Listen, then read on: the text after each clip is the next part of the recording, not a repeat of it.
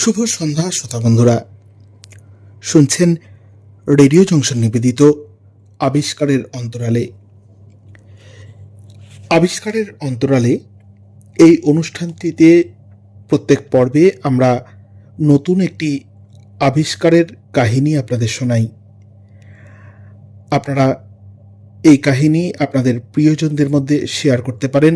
অবশ্যই পরিবারের ছোট সদস্যটিকে শোনাতে পারেন। পূর্বসূরিদের জ্ঞান ও বিজ্ঞানের মানসিকতা ছড়িয়ে পড়ুক আমাদের উত্তরসূরিদের মধ্যে, তাই আমাদের এই প্রচেষ্টা। আবিষ্কারের অন্তরালে এই অনুষ্ঠানের সবকটি কাহিনী লিখেছেন ডাক্তার প্রদীপ কুমার দাস। তার নিরলস পরিশ্রম এবং চূড়ান্ত অধ্যবসায়ের ফলে আমরা যে কাহিনীগুলো জানতে পারছি, আপনাদের জানাতে পারছি, সেই কারণে আন্তরিক কৃতজ্ঞতা জানাই ডাক্তার প্রদীপ কুমার দাসকে।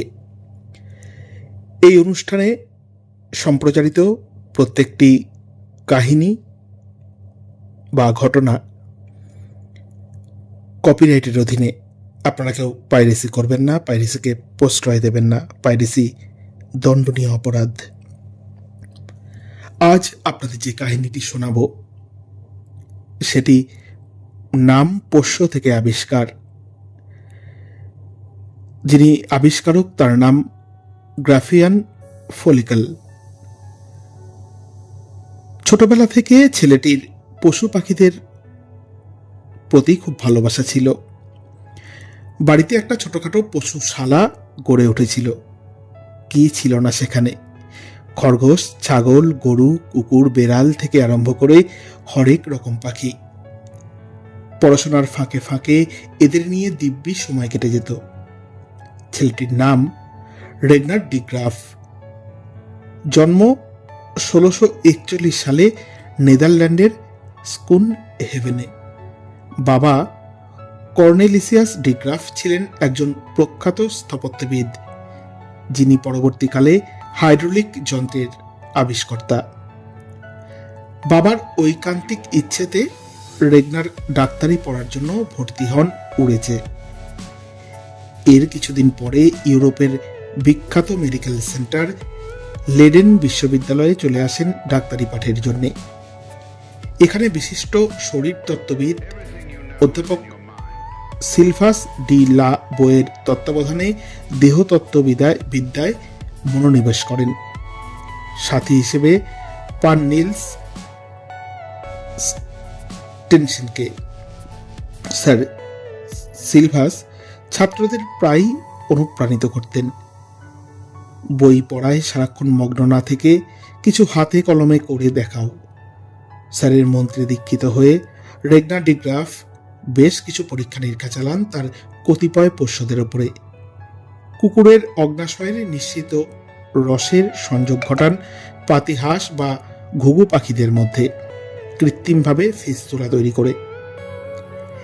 এইভাবে পরীক্ষা নিরীক্ষার পরে তিনি চিকিৎসা বিজ্ঞানীদের সামনে তুলে ধরলেন অগ্নাশয় থেকে নিশ্চিত রসের কার্যাবলী সম্বন্ধে। সেই সঙ্গে অগ্নাশয়ের কাজকর্ম সম্বন্ধে চিকিৎসকদের অবহিত করেন।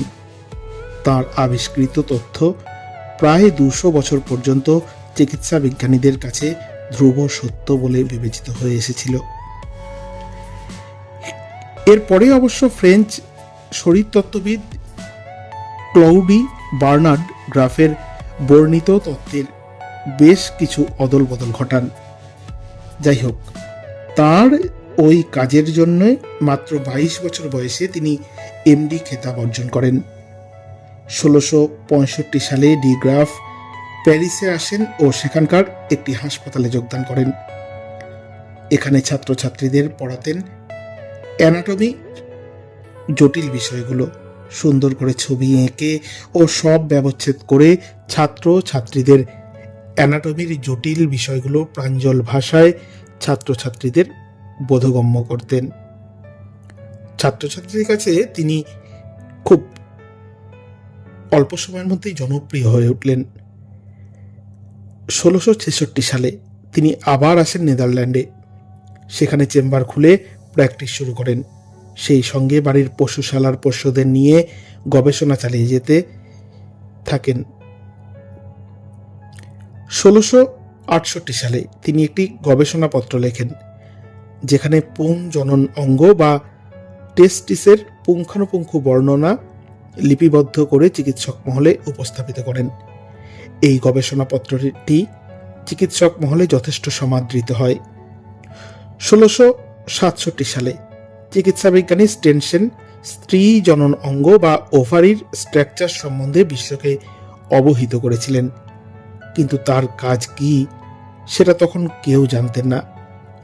ডি গ্রাফ দিনের পর দিন তার পশুশালায় হরেক রকম পশু পাখিদের ওপর গবেষণা করে 1672 সালে সারা বিশ্বের চিকিৎসক মহলকে জানান যে প্রতিটি জীব, সে পশু পাখি কিংবা মানুষের ডিম্বাশয় থেকে প্রতি মাসে একটি বিশেষ দিনে ডিম বেরিয়ে আসে পূর্ণতা পাওয়ার জন্যে।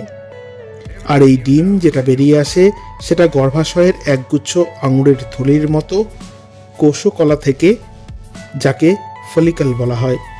এমনকি মেয়ে মানুষের ক্ষেত্রে প্রতি মাসে ডিম্বাশয়ের এই ফলিকল থেকে একটি করে ডিম বা ডিম্বাণু পূর্ণতা প্রাপ্ত হয়ে বেরিয়ে আসে শুক্রাণুর সঙ্গে মিলিত হওয়ার অভিপ্রায়।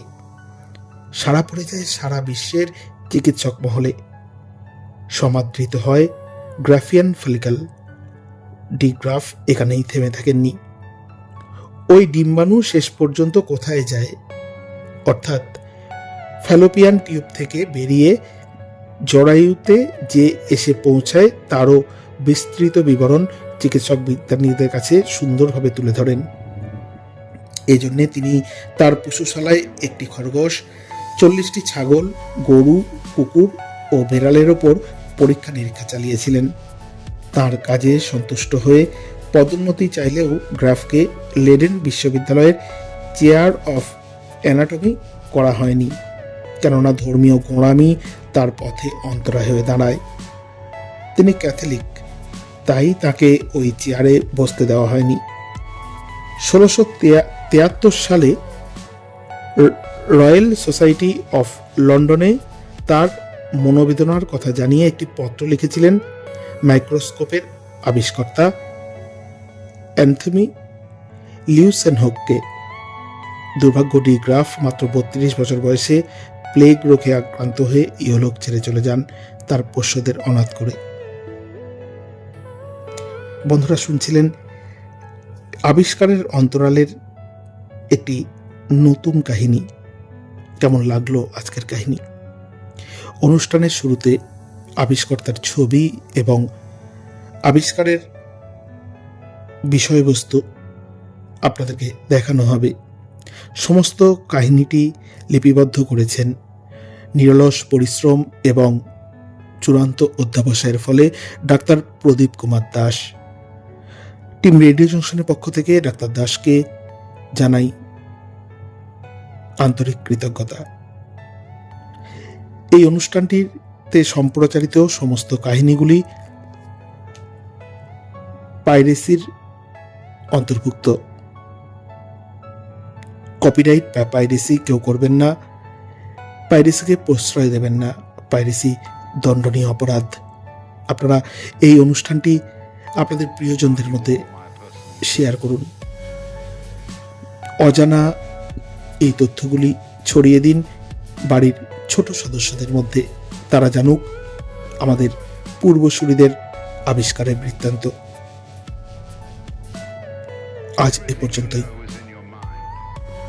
দেখা হবে আগামী সপ্তাহে আবিষ্কারের অন্তরালের নতুন এক আবিষ্কারের কাহিনী নিয়ে। কেমন লাগছে আমাদের অনুষ্ঠান? অবশ্যই ইউটিউব পডকাস্টের কমেন্ট বক্সে আপনারা কমেন্ট করে জানান। আজকের মতন শুভরাত্রি।